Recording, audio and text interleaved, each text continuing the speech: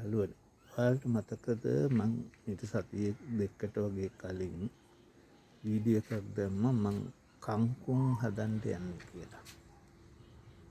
මෙන්න දැන් සතියක් එකමාරක් විතර වෙනවා. දැන් බලන්න ඒවා ලියලලා හොඳ තත්ත්වයට පත් වෙමින් තියෙනවා. පුංචි පවුලකට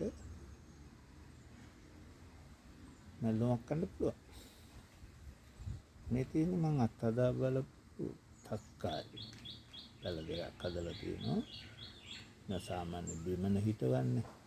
මම මේ අත්හදා බලන්න හැදුවේ මේක කොහොමද කියලා. මල් ගෙඩිය ආවම ඔයාලට ආයෙ වීඩියෝ එකක් දාන්නම්. try කරලා බලන්න. thank you.